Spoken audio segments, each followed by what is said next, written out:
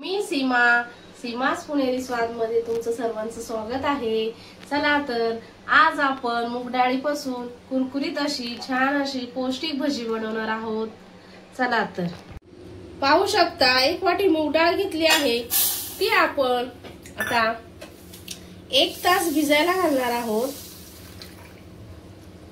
थोड्या वेळापूर्वी म्हणजे 1 तास आधी आपण ही मूग डाळ भिजून घेतली आहे। पाहू शकता 5 ते 6 हिरव्या मिरच्या घेतल्या आहेत, 7 ते 8 लसणाच्या पाकळ्या घेतल्या आहेत, अर्धा इंच आलं चॉप करून घेतला आहे, 1 चमचा जिरं घेतला आहे। आता हे आपण वाटण मिक्सर मध्ये थोडंसं जाडसर करून घेणार आहोत।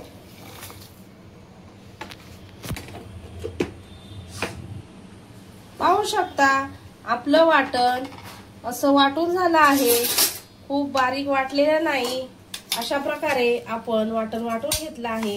आता आपण ते काढून घेणार आहोत आणि जी आपण डाळ भिजायला घातली आहे ती त्याच्यामध्येच आपण अशा प्रकारे जरा जाडसरच वाटून घ्यायचं आहे। पाहू शकता असं जरा थोडंसं जाडसरच वाटायचं आहे। अशा प्रकारे आपण सर्व मूग डाळ मिक्सर मध्ये बारीक करून घेणार आहोत। पाहू शकता अशा प्रकारे आपण डाळ वाटून घेतली आहे। डाळीमध्ये काही थेंब आपण ह्या चमच्याने आपण 1 चमचा मीठ टाकलं आहे। आता 1 चमचा आपण हळद टाकली आहे। हे मिश्रण आपण सर्व व्यवस्थित एकत्र करून घ्यायचं आहे। तोपर्यंत आपण गॅसवर तेल तापायला ठेवायचं आहे कढईमध्ये। पाहू शकता आपण न पाणी घालता ही जी वाटलेली डाळ आहे आणि ते सर्व मसाला त्याच्यामध्ये मिक्स केला आहे आणि कढईमध्ये तेल तापलं आहे। आता आपण छोटी छोटी डाळीचे वडे काढून घेणार आहोत। अशा प्रकारे पाहू शकता तेलही छान तापलं आहे आपलं। हे डाळीचे वडे खायला खूप पौष्टिक असतात आणि खायला खूप खमंग असे छान लागतात।